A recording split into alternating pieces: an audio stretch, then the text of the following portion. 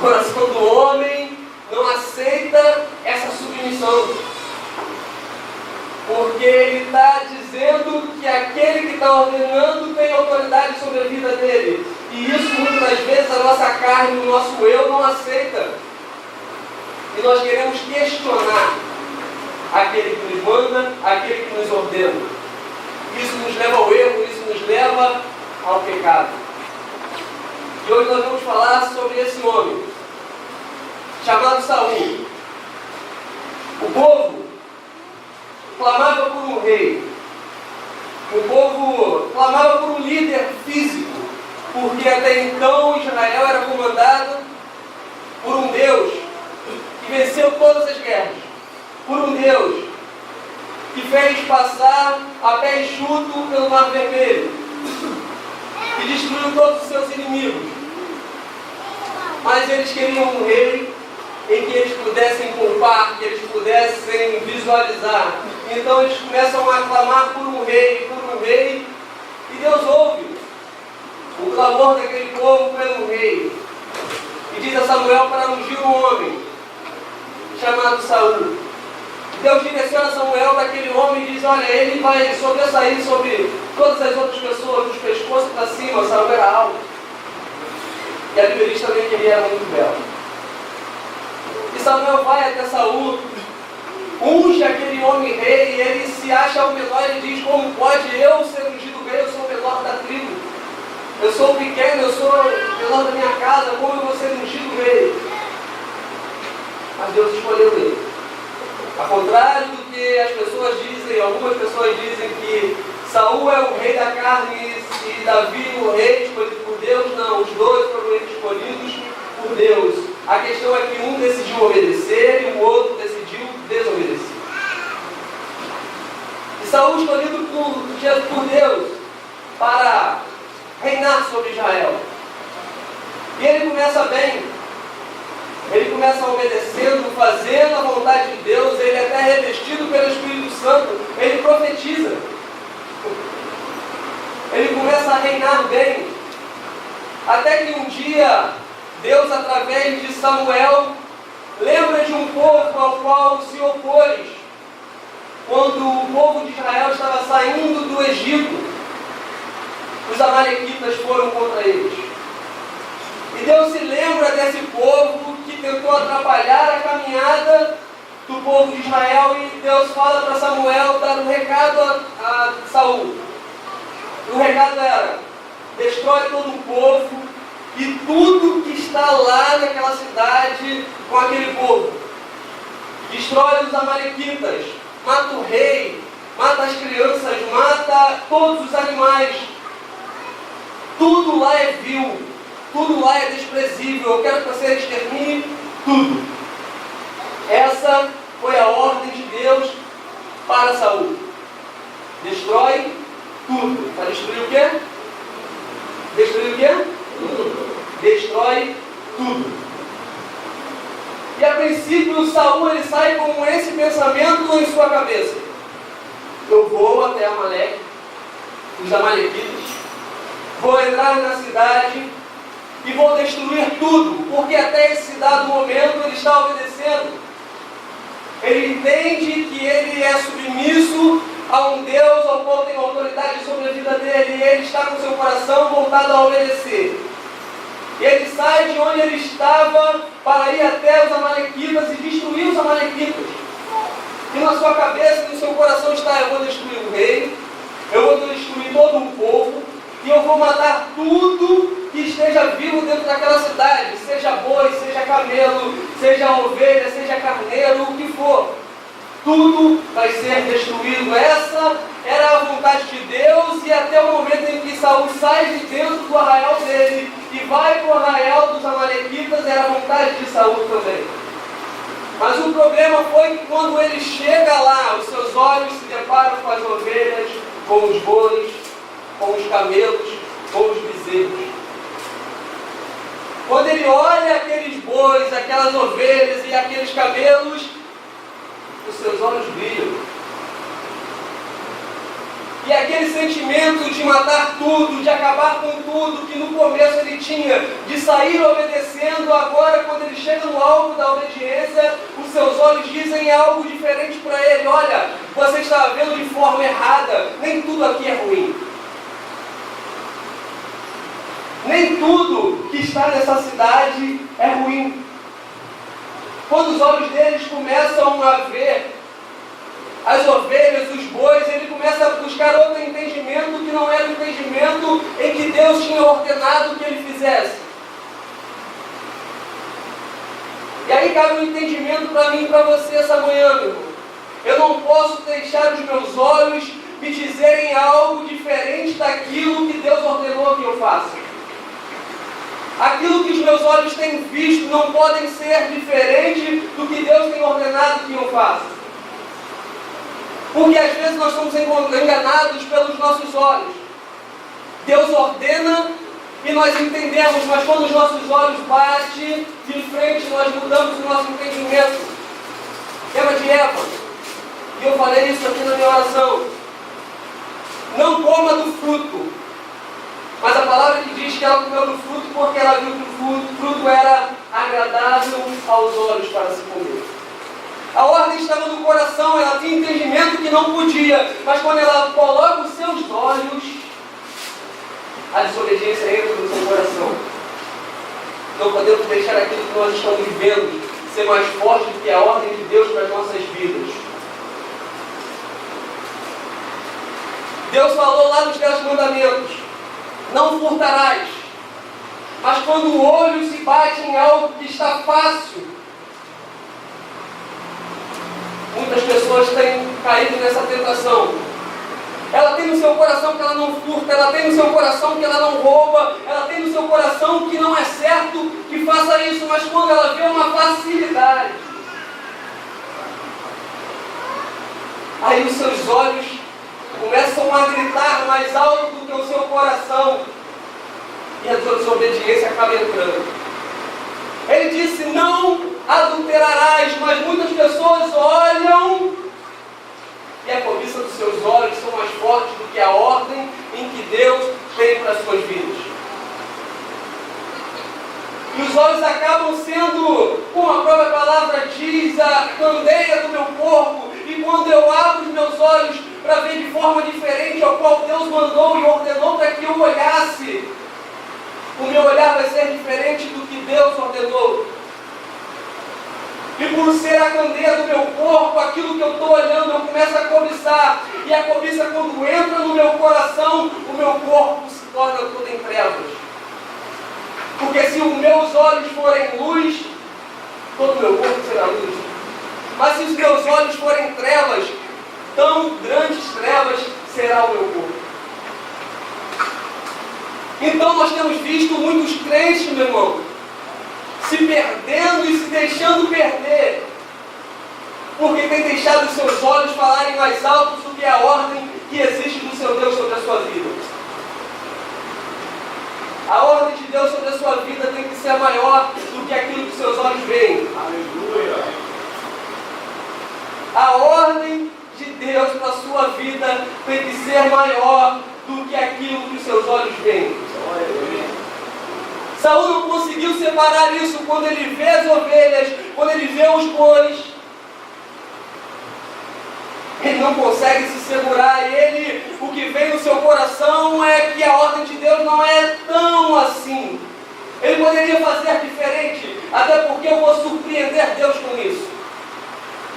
E a gente começa a distorcer a palavra do Senhor e aquilo que Deus ordenou para nossas vidas. E é isso que Saul começa a fazer a partir desse momento.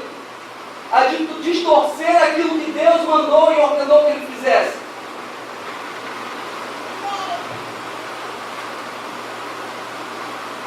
Não adianta, meu irmão, você querer distorcer aquilo que Deus ordenou para a sua vida. Em algum momento, Deus vai esclarecer isso na sua cabeça. Em algum momento, isso vai ser transparente para você e você vai acordar desse mal súbito em qual os seus olhos e a cobiça dos olhos te fez entrar. Saul demorou a reconhecer isso. No versículo de número 9, diz que Saul e o povo, eles pouparam o rei Agag e o melhor da terra dos amalequitas, os bois, as vacas, as ovelhas, os jumentos. Mas, espera aí, o povo não tinha poder algum de predeterminar e dizer o que era para ser salvo, o que não era, o que era para ser guardado, o que não era. A ordem partia de quem? Do rei. O povo estava copiando aquilo que o rei tinha determinado para ele mesmo. Eu guardo Agag e não mato Agag. Eu mato todo mundo, mas Agag, o rei, eu não vou matar. O povo, por sua vez, ao enxergar que o rei poupou Agag, se ele pode poupar Agag, eu posso poupar o melhor das ovelhas, dos bois, dos camelos. Porque o exemplo, ele arrasta. Se eu vejo aquele que é para ser cabeça desobedecendo, isso me leva a uma desobediência com ele. Até porque eu ainda sou submisso a ele. E se ele faz, é porque ele pode ter um entendimento de que isso é certo. E se o rei poupa Agag, eu posso poupar as ovelhas, os bois, os bezerros, os camelos. Não entendi, filho. Se o rei, ele mente dentro da sua casa, o seu povo vai ouvir ele mentindo e vai mentir também. Se o rei, ele xinga dentro da sua casa, xinga a sua esposa, o seu povo que está dentro da sua casa, está ouvindo, ele vai copiar as atitudes do rei. Se ele vê o rei maltratar a rainha, o seu povo que está dentro da sua casa, vai ver ele maltratando e também vai maltratar. Não entendi, filho. Eu quero te dizer que o exemplo dentro da sua casa vai determinar aquilo que seus filhos vão ser. O exemplo que você for dentro do seu lar vão determinar o que o povo que está debaixo da sua ordem, que está debaixo da sua proteção, que devem ser submissos a vocês, vão seguir aquilo que vocês estão fazendo. E se eu não obedeço, eu não posso requerer obediência. Se eu não obedeço, eu não posso pedir e exigir que os meus filhos obedeçam. Se você atende o telefone e fala, diz que eu não estou, você não pode requerer que ele minta para você quando você pergunte aonde ele estava. Se você xinga quando algo dá errado dentro da sua casa, você não pode requerer que seu filho não xingue quando você contraria ele. Porque o que o rei faz serve de exemplo para o seu povo. E se eu poupo Agag, o meu povo vai poupar as ovelhas, os bois, os camelos. E é isso que acontece. O rei que era para dar exemplo de obediência, ele começa a desobedecer. E por sua vez, todo o povo vai desobedecendo com ele. O povo já não mais estava entendendo e nem estavam se importando para a ordem que Deus tinha dado. Até porque o rei, que era para ser aquele que guiaria o povo para a obediência, ele já tinha quebrado essa obediência. Então o exemplo do rei arrasta o seu povo para a desobediência.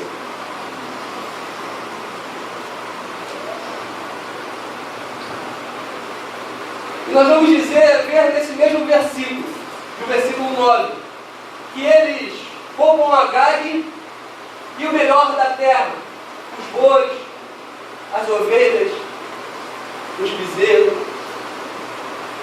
Mas ele vai dizer que tudo que era ruim, tudo que era desprezível, tudo que era vil diante a Deus, eles destruíram.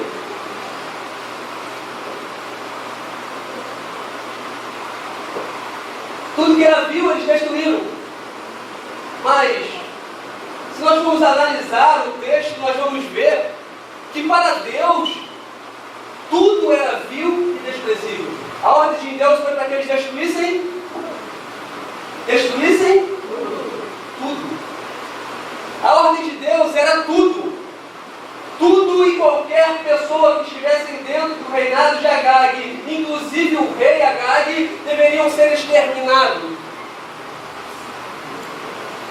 Mas quando Saul entra naquele lugar, ele tem uma visão diferente, porque ele diz que tudo que era vil e desprezível, ele separou, ele matou. Mas o que era bom, ele guardou. Mas nem sempre o que é bom para mim é bom para o meu Deus. Nem sempre o que eu olho e eu acho bom é bom para Deus. O problema está exatamente nisso. Nós queremos analisar aquilo que Deus já mandou a gente destruir. Nós queremos olhar com outros olhos aquilo que Deus já mandou que a gente matasse. A gente começa a olhar com outra ótica aquilo que o Senhor já disse, olha, não serve para você. Aí a gente quer olhar com os nossos olhos para que a gente possa enxergar algo ali que preste. Mas Deus já disse, não serve nada. Deus já disse para você, acaba com essa amizade. E você está, mas ela é tão legal. Mas ela está te levando para o inferno. Ela está te levando para a desobediência. Ela está te levando para caminhos ao qual o Senhor não tem te ordenado para que você vá. Deus falou para você destruir, mas você está analisando e está dizendo, não, mas essa pessoa foi tão legal comigo aqui, isso está tão legal, não, isso não está influenciando, está sim, Deus mandou você destruir. Deus mandou você acabar. Então analise aquilo que Deus mandou você destruir. O problema está aí. Nós queremos analisar, achar algo de bom naquilo que Deus falou que é ruim. Achar algo de bom naquilo que Deus já disse para a gente destruir.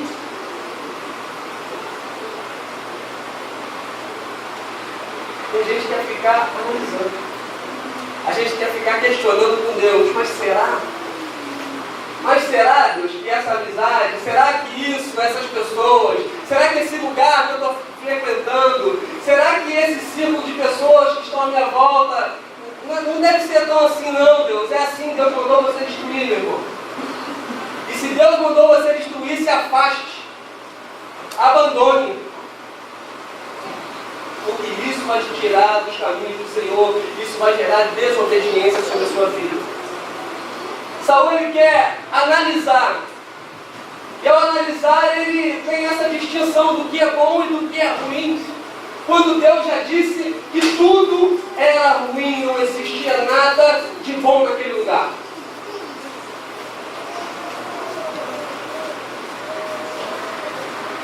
E ele faz conforme o seu coração disse para que ele fizesse, conforme os seus olhos estavam vendo.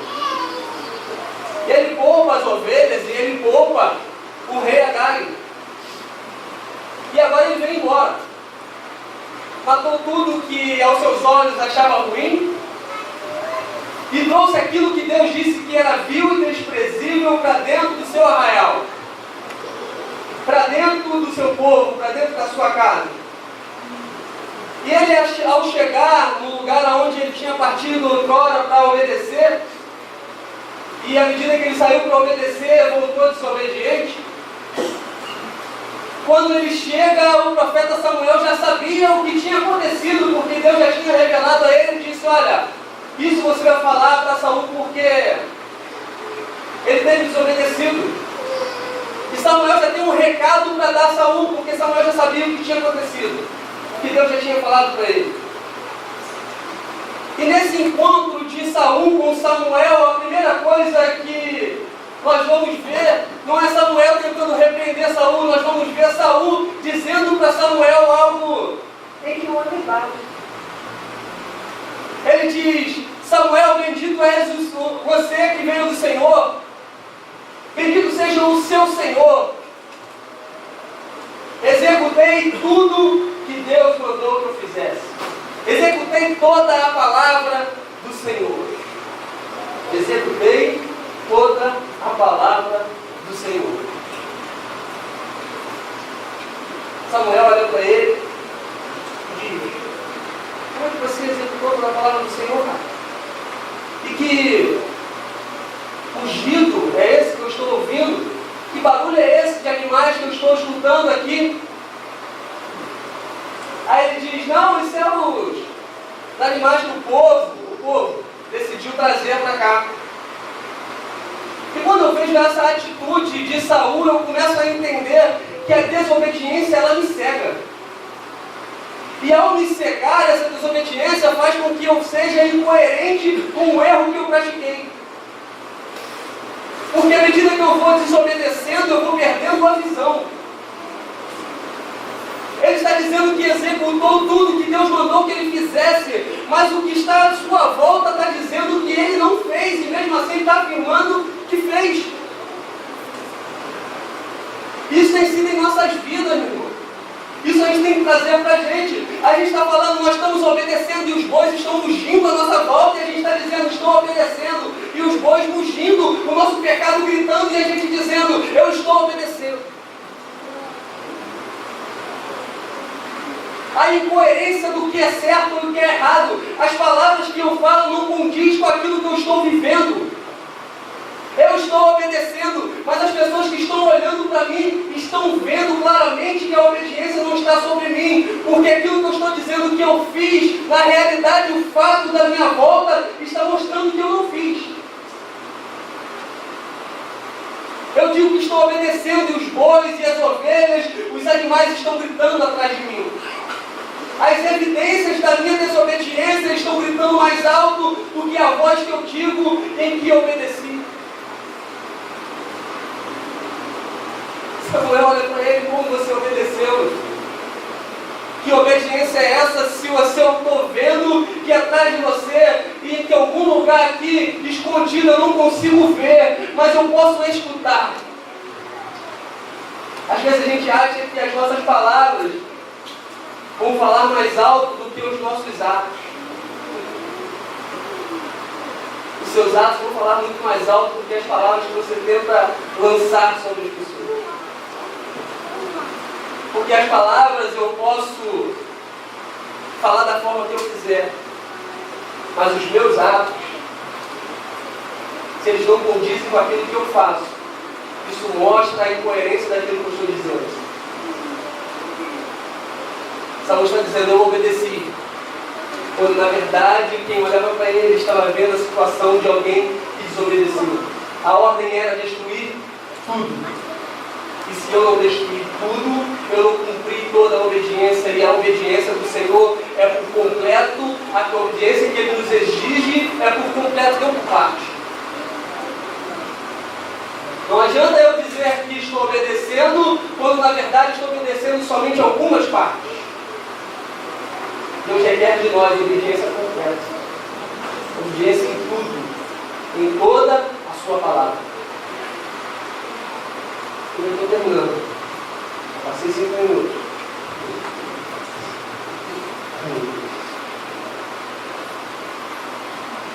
Ao se deparar com esse argumento de Saul, e Saul, ao ver que Samuel enxergou além das palavras que ele estava dizendo, e Samuel conseguiu ver, e Samuel não deu atenção ao que ele proferia com palavras, mas deu atenção naquilo que ele agia em atitudes. E vendo que estava em erro, ele começa a justificar o seu erro. Então ele começa a querer diluviar aquilo que era certo. E ele diz para Samuel, não, peraí, eu fiz, só que eu fiz assim, eu poupei o rei Agag, e o povo te trouxe as ovelhas e os bois, para que a gente possa sacrificar ao Senhor, para que a gente possa prestar um culto ao Senhor, para que a gente possa oferecer uma oferta ao Senhor. Aí Samuel fala aquela frase, acaso o Senhor tem prazer maior no sacrificar do que obedecer? Não que o sacrificar seja errado, só que o sacrificar não anula o meu erro. Eu vir aos cultos de manhã, a quinta-feira à noite, eu vir ao culto domingo, eu fazer a obra do Senhor não anula os meus erros. eu traga em sacrifício ao Senhor, que venha gerado por desobediência, vai ser aceito para Ele como sacrifício. Não adianta eu trazer diante o altar do Senhor aquilo que Ele mandou que eu sacrificasse. Aí eu desobedeço a ordem de Deus, digo para Ele que desobedeci, mas foi por uma boa causa, para que pudesse trazer um sacrifício para Ele. Deus não requer de você sacrifício, Deus requer de você obediência. Deus não requer de nós nenhum sacrifício. Ainda mais se esse sacrifício vier de uma desobediência. Jamais o Senhor irá aceitar sacrifícios diante do seu altar, vindo de uma desobediência. Por isso, não traga diante do altar do Senhor aquilo que Ele mandou destruir. É melhor obedecer do que sacrificar. O sacrifício é bom. O fazer a obra é bom. O estar junto em comunhão é bom. Mas quando vem acompanhado de obediência. Quando vem acompanhado da obediência. Obediência é estar sob a ordem de alguém. Ser submisso a alguém. Deus nos trouxe aqui essa manhã para falar para os crentes que estão aqui essa manhã que Ele requer de nós obediência. Todo o seu sacrifício no final de semana, dormir tarde à noite, acordar cedo e vir para o culto, só é válido se estiver debaixo da obediência. Não adianta você sacrificar ao Senhor essa manhã se você existe algo sobre a sua vida em que Ele já mandou destruir, você não destrui. Deus requer de nós obediência. Só que tem